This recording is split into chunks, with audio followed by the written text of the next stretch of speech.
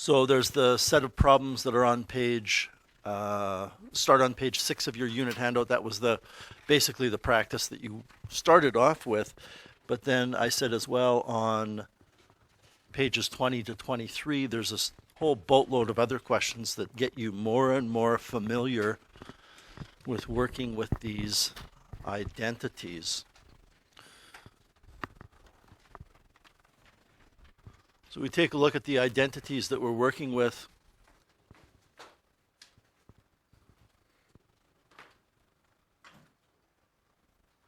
Come on.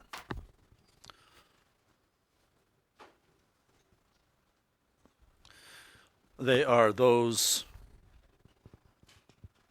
2, 4, 6, 8 identities. You've got the two what we call quotient identities at the top. You have the 3 reciprocal identities which come next, and then you have those 3 Pythagorean identities. And the whole goal here so far is for you to be able to use those identities along with algebraic skills involving substitution and rearranging to simplify trigonometric expressions. So just starting off with page 6 to 7, and we could easily spend another day going over more of these, but we don't have time. So I'm going to say about 10 to 15 minutes we have here before we're going to move on. Does anybody have any questions from pages 6 and 7 from that section that you would like me to go over?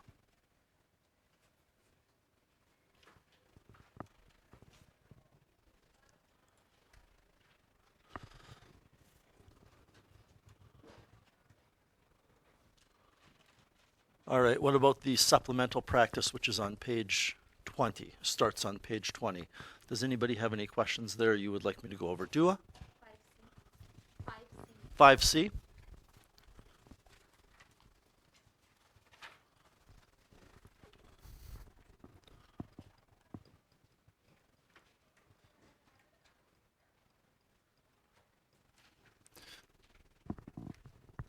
Tangent of x plus secant of x all over cosine of x.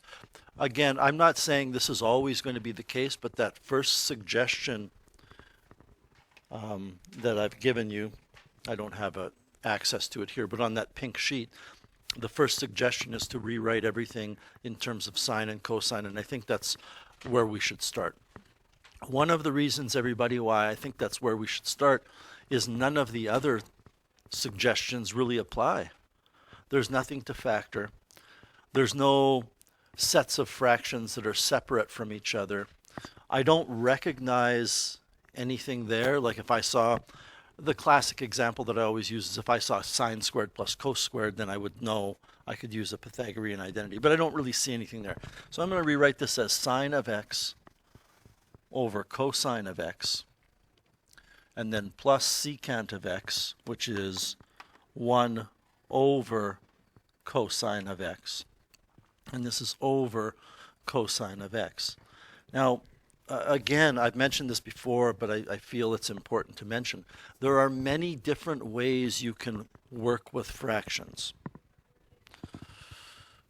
You can think of common denominators. You can think of when you divide by a fraction, you multiply by the reciprocal. But when you're dealing with a single thing, I think it's always best to use the one tool that will work for all situations. And if you're trying to simplify this, we can multiply the top and the bottom of this expression by cosine of x to eliminate what I refer to as the mini denominators. These things that they have to go. That's the point of simplification, is you want to go from a complex fraction in this case to a fraction that's simple, which means no fractions in the numerator and no fractions in the denominator. And when I do that, and I multiply that cosine x by sine x over cosine of x, the cosine x's will cancel and I be left with sine of x. And then when I multiply the cosine by the 1 over cos, the coses will cancel and I'm left with 1, and then it's over cosine squared of x. And I know where this is going, and that's not the answer they have. The answer they have will be 1 over 1 minus sine of x, correct? Okay, so this is something now, and again, this happens every time I teach this. We progress. We start off with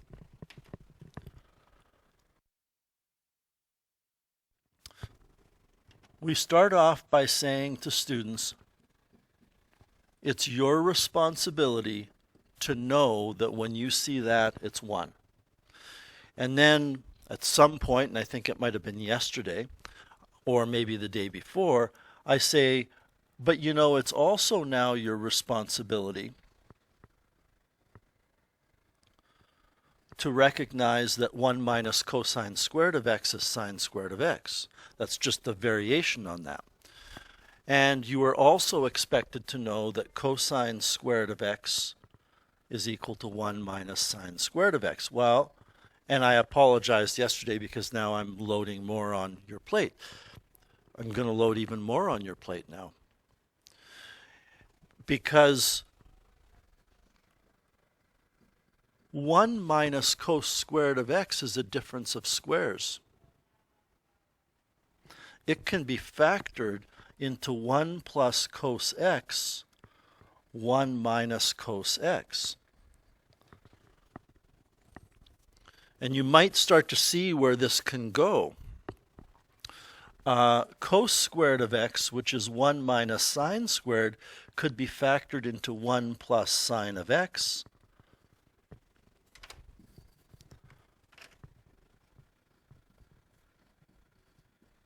Multiplied by 1 minus sine of x. And the reason why I'm bringing this up is because where we are at right now is we have 1 plus sine of x on the top. I've just switched the order of the terms on the top. And I have cos squared on the bottom. And this, I don't think, would ever occur to anybody to do unless you've seen it at least once.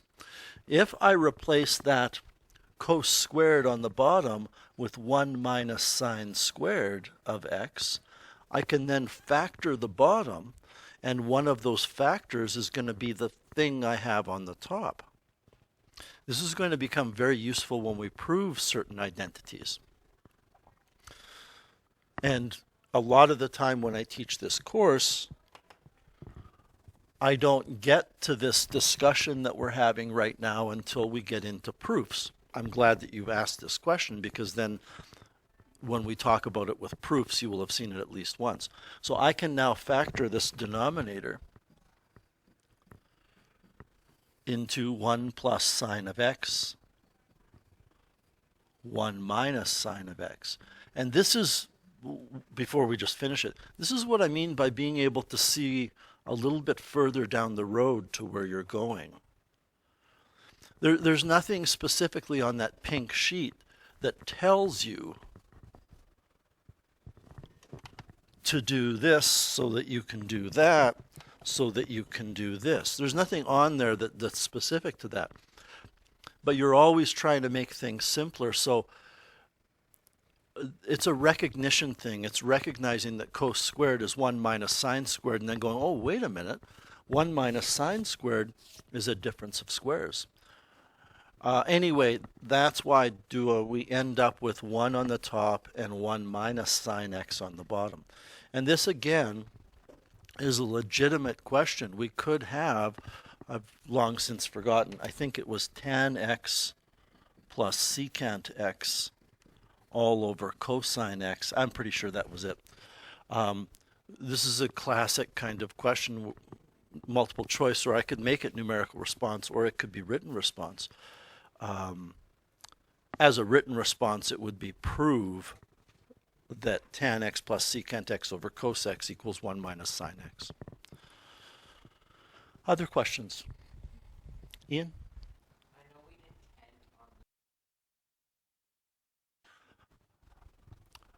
Does anybody have any other questions you would like me to go over?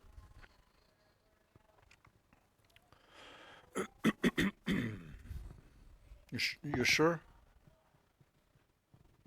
Okay, I mean, If you've been working on a lot of these and you have no further questions, then that makes me very happy, because that tells me that you have got a pretty good foundation on this so far. So we're going to be looking at the next lesson today, which is dealing with sum and difference identities.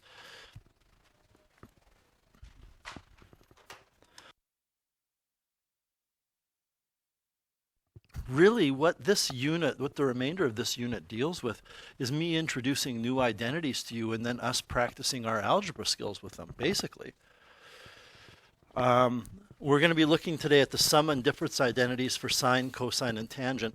So whatever they are, and I'll get to them in a very short time, that means that there's a sum identity for sine and a difference identity for sine. There's a sum identity for cosine and a difference identity for cosine. And there's one of each for tangent, which means there are 6 of these identities that we're looking at today.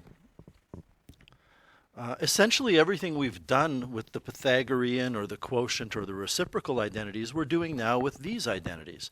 The types of questions might be different, but we're basically applying identities algebraically to math problems. So here are the 6 identities given in your handout. This is how they're typed in the handout. On the left-hand side, I have the 3 sum identities, and on the right-hand side, I have the 3 difference identities.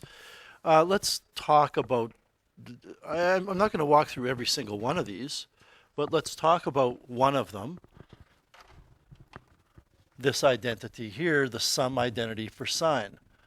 What does this mean to say that sine of alpha plus beta equals sine of alpha cos of beta plus cos of alpha sine of beta?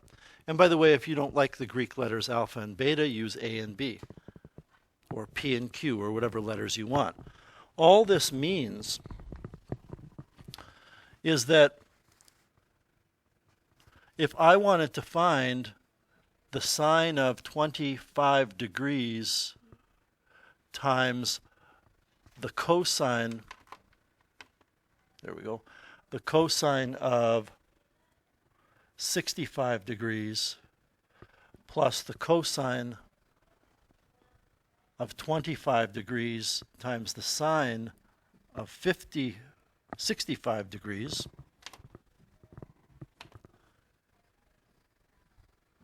I could enter that into my calculator to figure it out, right?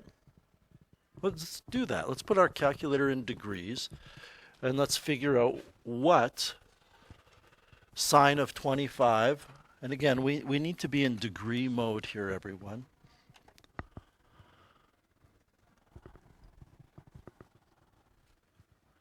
So sine of 25 degrees times cosine of 65 degrees plus cosine of 25 degrees times sine of 65 degrees. You get 1. I want you to notice something, that we're getting 1, and you're not always going to get 1. You're getting 1, but if you were to look at any of these, like sine of 25 or cos of 65, these are all, well, those happen to be equal, but they're decimal numbers, and it turns out they're irrational values, but we end up with 1. And the reason we get 1 is because sine of 25 cos of 25 plus cos of 25 sine of 25 is sine of 25 degrees plus 65 degrees. That's all the identity is saying, is instead of calculating those 4 trigonometric ratios and putting them together, we could just add the angles together. By the way, 25 plus 65 is 90. Sine of 90 degrees is 1. So these identities are a way to, maybe this is something that might be helpful for you. These identities are ways for us to further disguise trigonometric expressions. They are different ways that we can rewrite things. Notice that there is a pattern here with sine. Sine of A minus B is identical to sine of A plus B, but it's minus in between. But notice, because it's very easy to make a mistake, that the cosine identity for a sum has a minus in it, and the cosine identity for a difference has a sum in it. And then the tangent identities are really, really strange, but we'll get to them. So let's take a look at the first example. Write each expression as a single trigonometric function. So what you have to do is look at your identities, and they're right there at the top of your page. Or you can look at a formula sheet and pick the identity that this has the same pattern of. One of those 6 identities matches this in structure. This has sine, cosine, minus cosine, sine. And the identity that you're going to use that has sine of an angle, cosine of a different angle, minus cosine of the first angle, sine of the second angle, it's the sine of the first angle minus the second angle. Are you with me on this? Okay, so that's all we have to do. We have to recognize that this is going to be equal to the sine of 42 degrees minus 19 degrees. So written as a single trigonometric function or a single trigonometric ratio, it would be sine of, I want to say 23 degrees, and we're done. This is not a Math 30 question. This is not an exam question. You would not be given this on an exam. This is just kind of a warm-up to get us used to what these identities are about. Take a look at this one, and I'm using square brackets because I just can't format round brackets properly in this program, but it's the same thing as what you have. We have cosine 2 pi over 3, cosine pi over 3, minus sine 2 pi over 3, sine pi over 3. So you're looking for an identity that matches that pattern. We're not plugging this stuff into the calculator here. The identity is cosine of an angle times cosine of a different angle minus sine of the first angle, sine of the second angle is equal to cosine of the sum of the angles. Even though I've changed things from alpha and beta to A and B to P and Q, you should still recognize that identity. So what does this mean? It means cos 2 pi over 3 cos pi over 3 minus sine 2 pi over 3 sine pi over 3 is cosine of 2 pi over 3 plus pi over 3. And we can simplify 2 pi over 3 plus pi over 3 because it's a common denominator. That's 3 pi over 3 or cosine of pi, which is -1. We should know cosine of pi is -1. It's the x-coordinate on the unit circle at pi radians, which is on the left-hand side of the unit circle, so we can write -1 as an answer. We are starting to get towards exam questions here with something like this because I could have, I don't know, I think it's a little piddly written response, but I could have a written response where part of it says, show algebraically that that's equal to -1.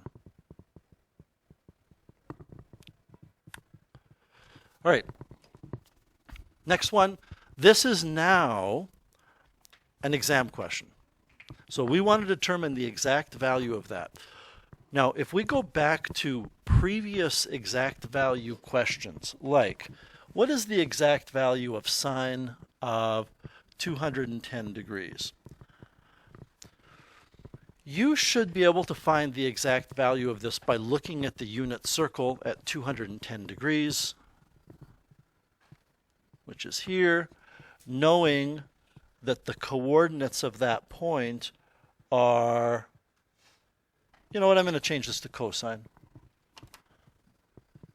That the coordinates of this point are -√3/2, -1/2, and saying that the cosine is the x-coordinate, so that's the answer. Are you with me on that? Yeah? Okay. When we first did this, I showed you how you could cheat, how you could use your calculator and determine the cosine of 210 degrees and go, oh yeah, but I recognize that 0.866 is √3/2. And the reason why that cheating method was valuable or worked was 210 degrees is one of those angles on the unit circle that we have information about. 7 pi over 12 is not.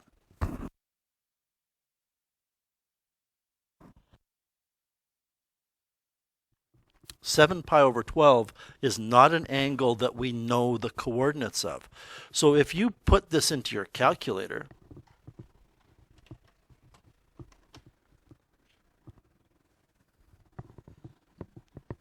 I guess we should be in radian mode.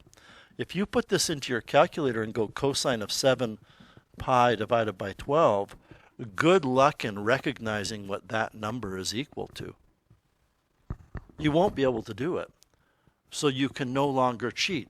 This is where the rubber meets the road, and we need to know the unit circle, period. Okay. So how are we going to do this? The first thing I would like everybody to do is figure out what 7 pi over 12 radians is in degrees.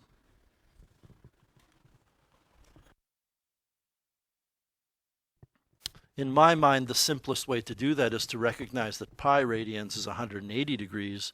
So all I have to do is take 7 times 180 divided by 12.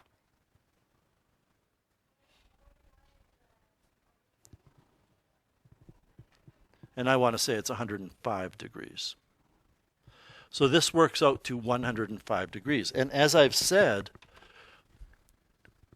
we can't use the unit circle to find the cosine of 7 pi over 12 directly, because 105 degrees is on the unit circle, but we don't know the coordinates of it. What you do in a case like this is you break this down, that 7 pi over 12, you split it into two angles that either add or subtract to give what you're after. So what are two angles that add to give 105 degrees? Well, lots of pairs of angles do. 100 degrees plus 5 degrees does. But we don't know any information about 100 degrees and 5 degrees on the unit circle. So what are two angles that we are familiar with on the unit circle that do add to give 105? Well, the clue is that it ends in a 5. So one of them has to be 45 degrees. 45 degrees is the only real small angle anyway that ends in a 5 that we have information about on the unit circle. So we can rewrite this as 60 degrees plus 45 degrees, right? 60 plus 45 is 105. This means that rather than writing cosine of 7 pi over 12, we can write cosine of pi over 3 plus pi over 4. Because pi over 3 is 60 degrees and pi over 4 is 45 degrees.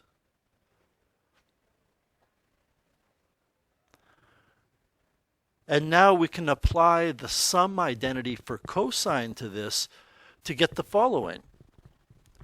Cosine of an angle plus an angle is cosine of the angle times cosine of the angle minus sine of the angle times sine of the angle.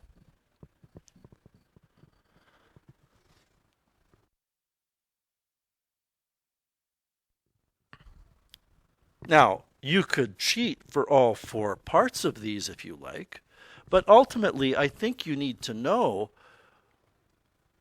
that cosine of pi over 3 is 1/2.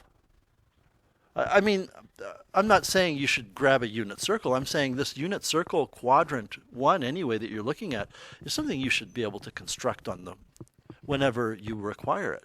So cosine of pi over 3 is 1/2. It's the x-coordinate at pi over 3. Multiplied by cosine of pi over 4, well, that's the x-coordinate at 45 degrees, or pi over 4, which is this number.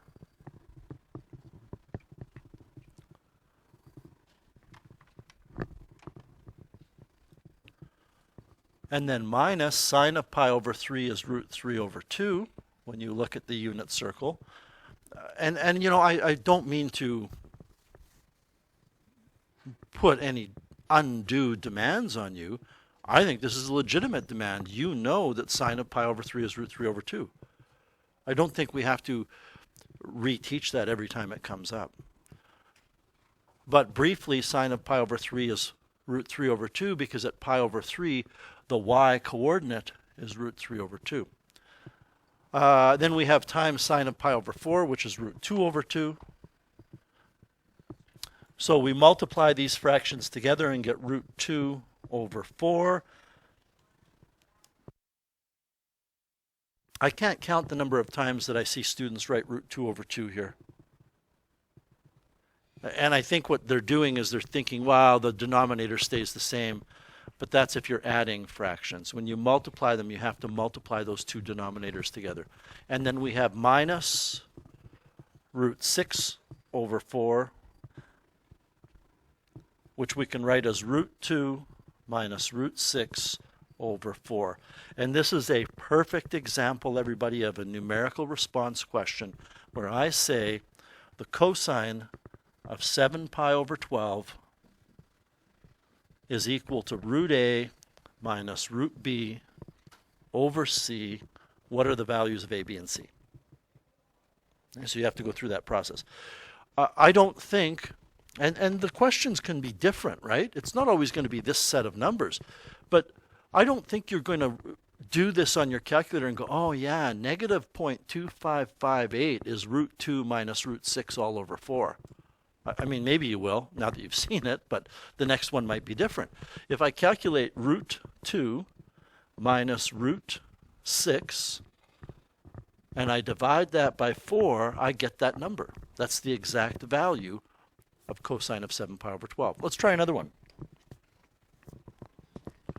So tangent of 165 degrees. You need to come up with, right now for me, two angles that either add or subtract to give 165 degrees so that the two angles are both angles we are intimately familiar with on the unit circle, meaning we know the coordinates of the points there.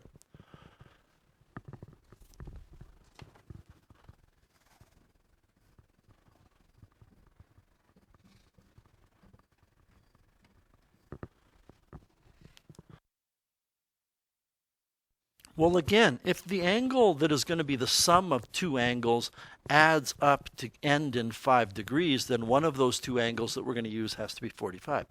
And now we have to go to our formula sheet, and I'm not embarrassed to admit, slightly, I never remember the tangent identities. I remember the sine and the cosine identities. Tangent, I need to look at my formula sheet, and the tangent of the sum of two angles, it's right at the top of the screen here, is tangent of the first plus tangent of the second over 1 minus the product of the tangents.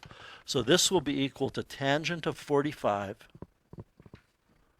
plus tangent of 120 over 1 minus tangent of 45 degrees times tangent of 120. Does that make sense so far?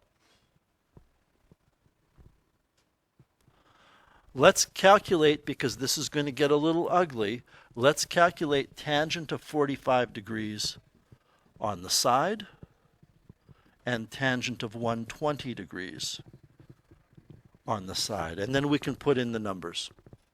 Because with sine, we just look at the y coordinate on the unit circle. With cosine, we just look at the x coordinate. Tangent, we got to go y over x. So when I look at tangent of 45, I'm going to go back here. Tangent of 45 degrees, well, here's 45 degrees. Tangent of 45 degrees is y over x, which will be root 2 over 2 over root 2 over 2, which is 1, which I suspect many of you know tangent of 45 is 1. Because the opposite and the adjacent sides are equal. What does that mean? It means that when we rewrite this, it's going to be 1 plus tangent of 120 over 1 minus 1 times tangent of 120. And by the way, I'll come back to that later. That might be the answer in a multiple choice. That the answer is 1 plus tan 120 over 1 minus tan 120. But we're going to calculate tan 120 by looking over at 120 degrees, which is here. Tangent will be the y coordinate, which is root 3 over 2, over the x coordinate, which is negative 1 over 2. Let's use that useful utility math tool that works for all situations involving complex fractions. Multiply top and bottom by 2. The 2's on the top cancel, the 2's on the bottom cancel. You're left with, and I wrote down a number wrong there, didn't I? It's not root 2 over 2, it's root 3 over 2.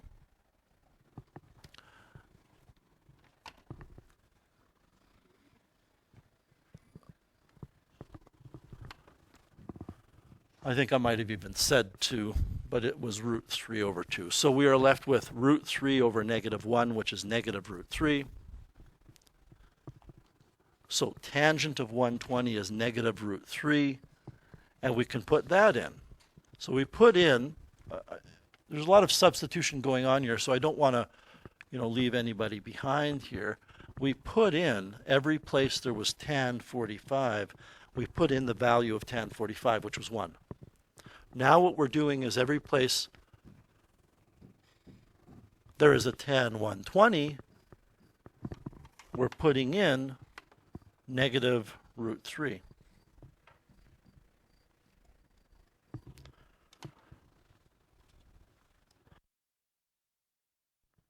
So we end up with this statement that tangent of 165 degrees is equal to 1 minus root 3 over 1 plus root 3. And again, you may not like it, but this is Math 30. This could be a numerical response question where you're told to find tangent of 165, and you're told that it's equal to a minus root b over a plus root b. Or, you know what? Over c plus root d. And just because, and I think we've had this conversation before, just because I say A, B, C, and D doesn't mean some of the numbers can't be identical. So that type of question in number 2 is very important for you to know how to do. I would say the likelihood of it being on my exam is 100%, that type of question, and the likelihood of it being on a diploma exam is close to 100%. Does anybody have any questions with our work there and with that one? Yeah.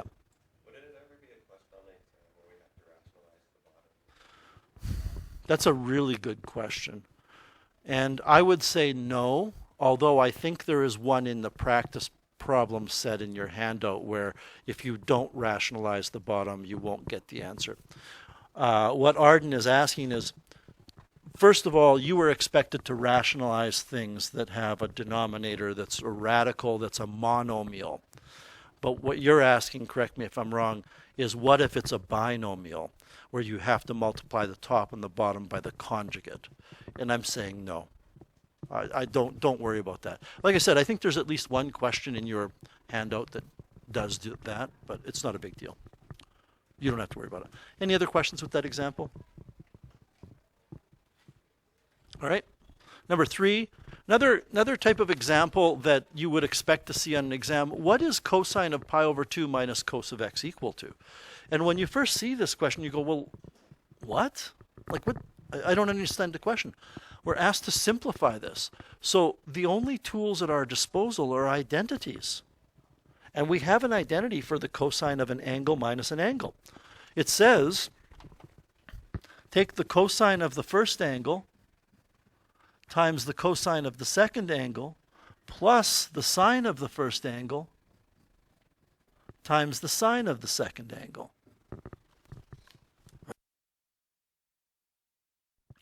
And when we talk about the unit circle, everybody, I'm not going to draw a circle here, but I want to highlight something for you, and I've mentioned this before, I just really want to drive it home.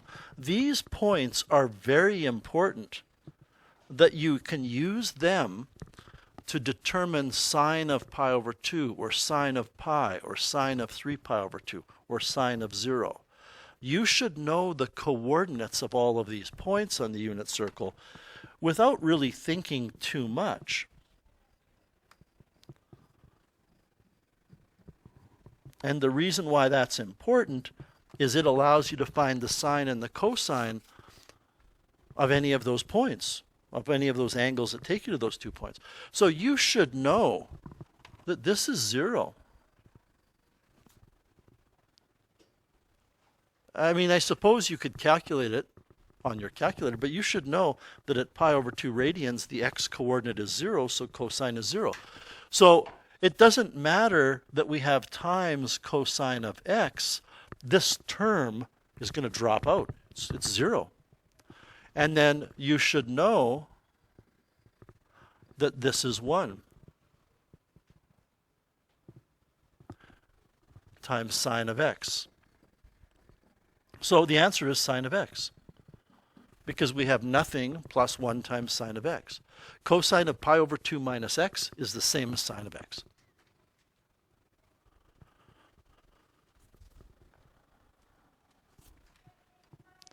So when you see a question like this,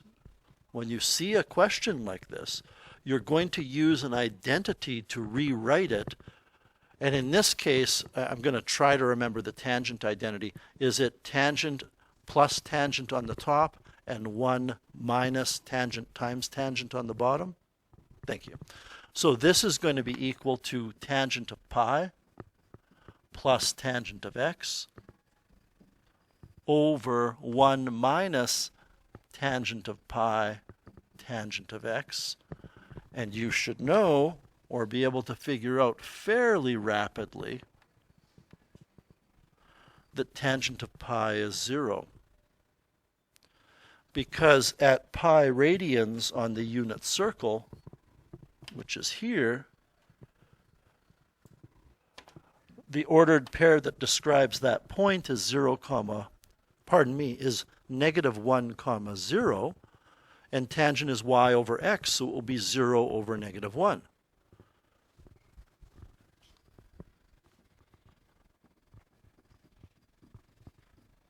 Which is 0. So what are we left with? We're left with tangent of x on the top, and we're left with 1 minus nothing on the bottom, so it's tangent of x.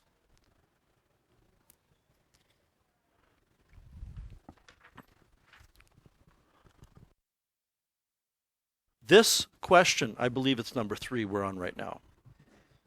This question is identical in nature to all of the questions you were doing yesterday and the day before. Simplify. So you grab identities and you start working with it. Here you're just grabbing a difference identity because, or sorry, a sum identity because that's what is applicable. Ian, you had a question? Okay. All right, and then number 4, I guarantee you this will be on my exam, and it's really close to 100%. It would be something like this would be on the diploma exam. The first thing to note here is when I say cosine of x equals 5 over 13, x in this statement that I'm going to highlight, x in that statement is an angle. It's a rotation angle, right? And on the side I have angle x. I might have, well, I put it on yours as well. Yeah. You're also told that angle x is in quadrant 4. Okay, and then when I say tangent of y equals 4/3, that y in that statement I've highlighted is an angle. Now, if you take a look at what we're asked to find the value of sine of x plus y. We're asked to find not the sine of x plus the sine of y, we're asked to find the sine of the sum of the angles. And the identity that applies here is we would have to go sine of angle x, cosine of angle y, plus cosine of angle x, sine of angle y. That's the sum identity for sine. Are you with me on that? Do you see why I've capitalized the x and the y here? It's because for this, I'm going to have to take y over r to calculate sine of that angle. Sine of a rotation angle is y over r. I'm going to have to take, for cosine of angle y, this is confusing because I'm going to have to take x over r here, aren't I? Because that's cosine. Are you with me? I know it's been a long week, but... And the other thing that's tricky is this is for angle x. The y and r we use here is going to be the y and r here. This is going to be for angle y because it's cosine of y. So that needs to be, well, we need to use this and this in the second part. So you need to be very organized in your thought. This is the only thing that makes this problem difficult, is the complexity of it. All the moving parts that you have to get straight in your head.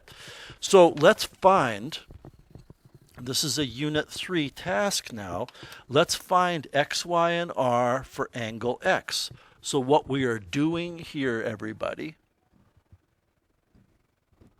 is we are looking at this statement to complete this information.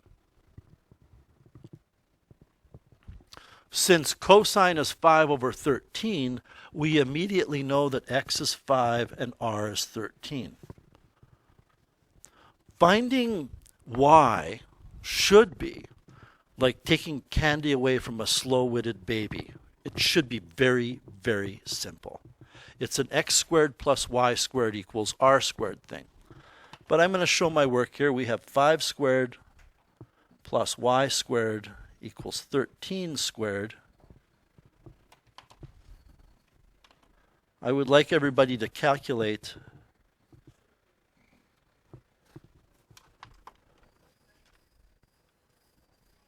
the value of y.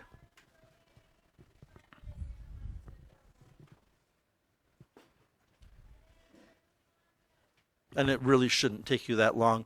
Although, even though I kind of said this is really simple, I suspect many of you will write down the wrong value of y. I think it's very likely. It's 12, am I correct? But it's not 12, is it? What is it, Arden? It's negative 12, because you're told it's in quadrant 4. So, we still got to be on our toes with regards to that. So you get negative 12 here. While we're doing this, let's do the same thing for angle y. This time what I'm going to be looking at is the fact that tangent of y is 4/3 and it's in quadrant 3. So this is what I'm going to use for angle y. Tangent is y over x. So if tangent is 4/3, you would probably say y is 4 and x is 3. Thereby ensuring that you'll get the wrong answer to the question. Arden, why is that? They're in the quadrant 3 is the quadrant that the angle is in. That's correct. So y and x are both negative. I would like you to use x squared plus y squared equals r squared. So we will have negative 3 squared plus negative 4 squared equals r squared. I hope over the years of doing the Pythagorean theorem, you've recognized the 3, 4, 5 pattern. You're going to get 5 for r. So now, I'm just going to finish my thought over here. This will be plus cosine is an x over r times sine is a y over r. So we just need to put in the numbers here. But put them in very carefully.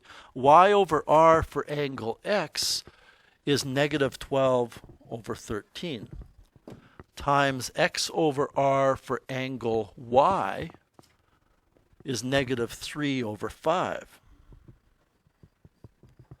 plus x over r for angle x is 5 over 13 times y over r for angle y is negative 4 over 5. And I want to double check that. And I hope you can appreciate how easy it would be to make a mistake here. You got x's and x's and x's. You have two different x's for ordered pairs, and you have an x for an angle. So negative 12 over 13, cosine is x over r is negative 5 over 3, and then we have 5 over 13. I wrote 3 by mistake, times negative 4 over 5. It looks good. So we can simplify this and get 36 over 65 plus negative 20 over 65. So we put these together and get 36 minus 20 over 65, or 16/65. Any questions with that one? Okay, so I'm going to just ask for your help in doing the next one because you're going to have to be looking at these x, y's, and r's. I'm going to do it from memory, okay, hopefully. And I just want you to make sure that I'm getting it right. This will be cosine of x, cosine of y, plus sine of x, sine of y. And cosine of angle x is x over r for angle x, which is which is 5 over 13, correct?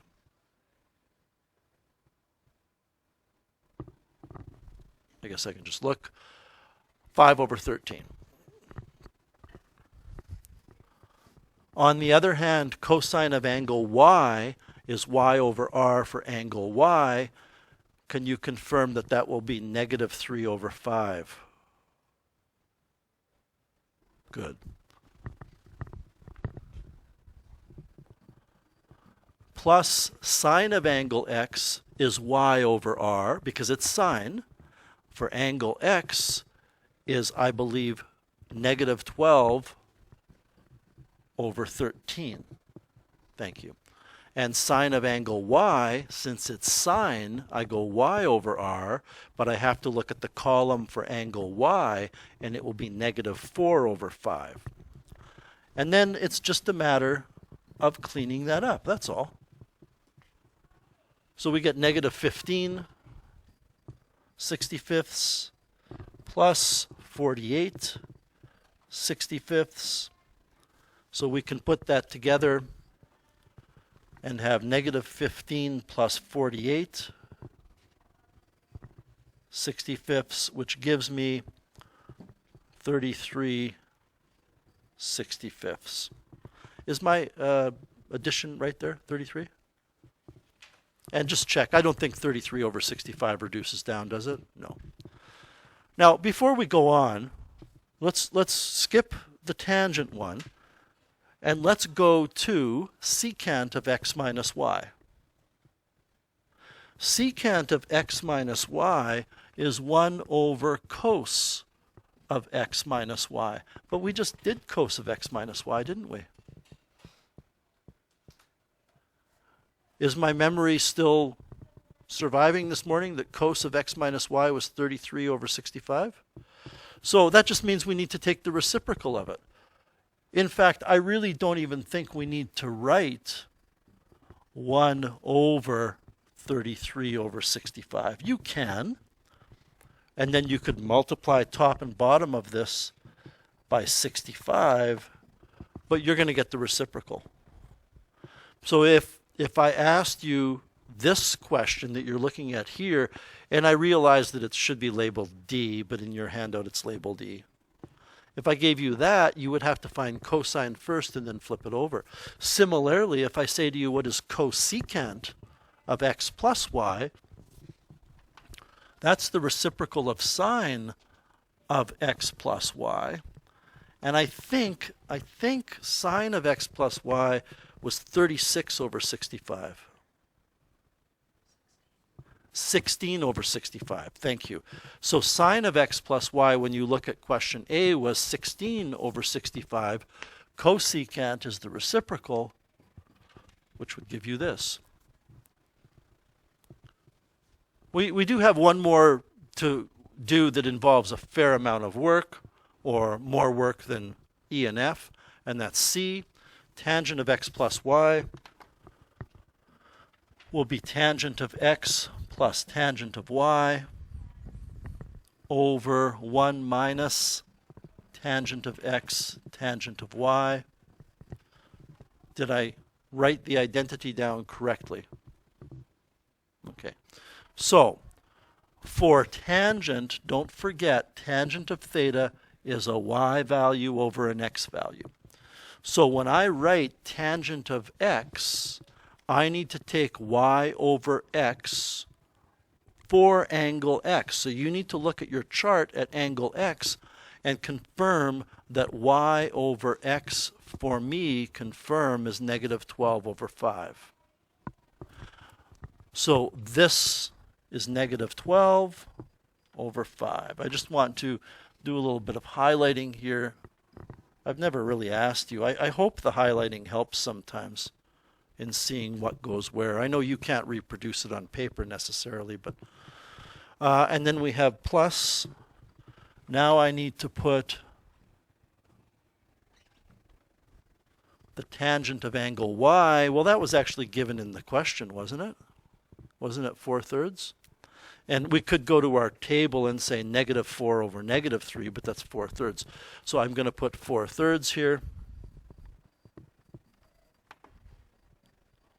And then on the bottom, I'm going to have 1 minus negative 12/5 times the 4/3. So just to complete my journey of highlighting,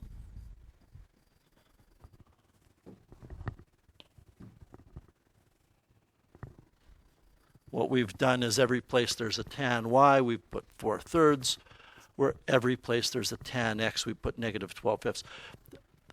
I really don't care. I used to spend a lot of time doing this on paper and bringing it together with common denominators and all of that.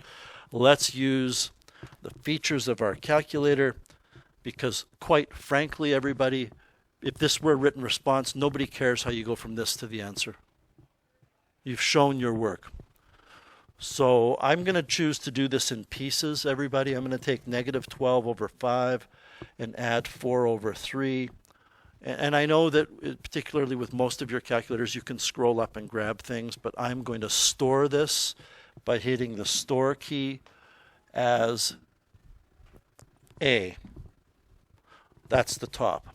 The bottom is 1 minus negative 12 over 5 times 4 over 3. This is the bottom. I need to take the top divided by the bottom. So I need to take what I stored as A divided by my answer, and I can convert this to a fraction. The answer is negative 16/63.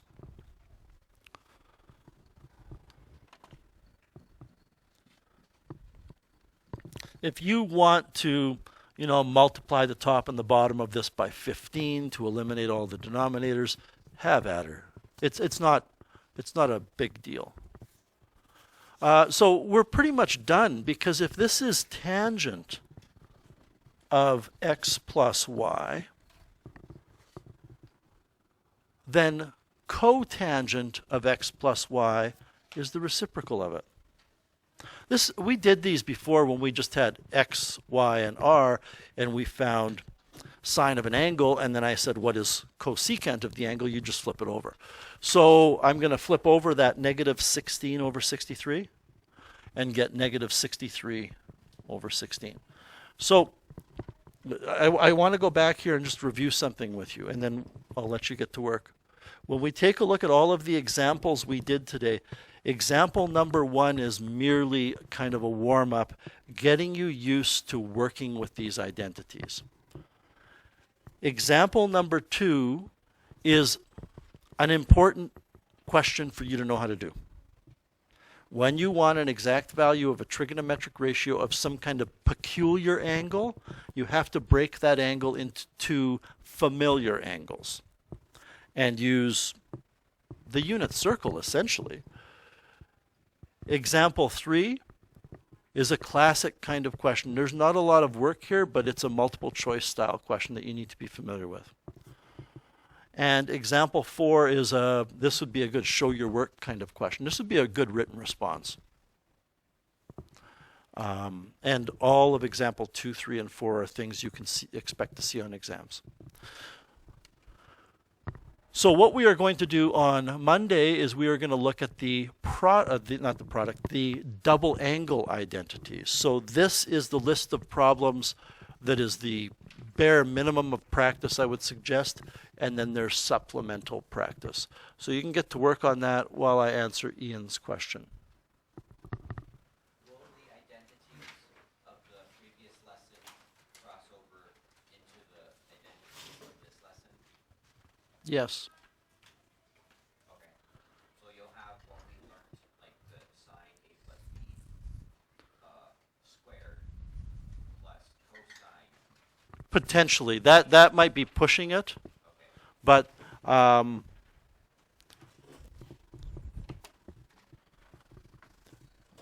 just to give you an illustration of when you might do that, the answer is yes. Okay. It used to be, until about 8 years ago, that we never had the sum and difference identities for tangent being taught. And I don't teach them in calculus. I give them to you, but we don't use them. Because if I ever want you to find the tangent of a plus b,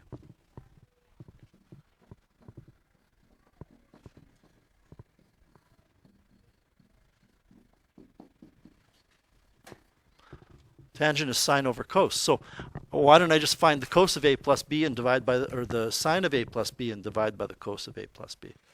That's a perfect example of when you would put them together. Why didn't we do that today? Because the curriculum says students are expected to be able to work with the tangent identities.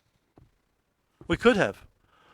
You know, it won't really work for that last example, Ian, because I think for sine it was x plus y and for cosine it was x minus y.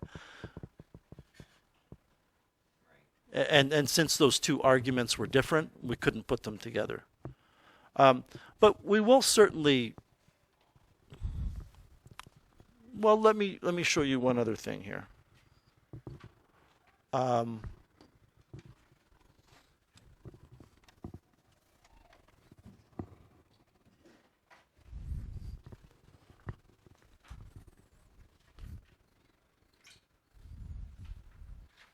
So we are going to be doing proofs later. And the proofs will involve using identities.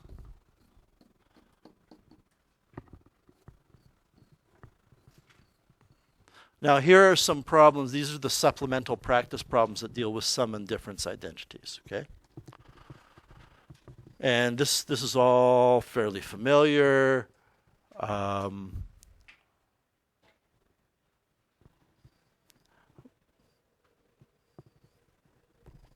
But then you get to prove.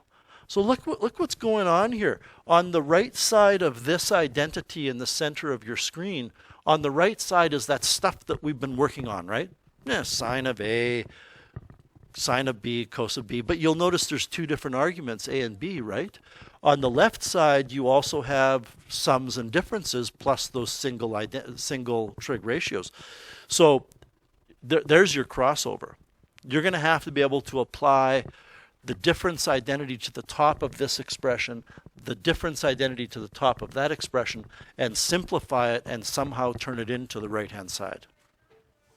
So yeah, these aren't little islands that are separate from each other.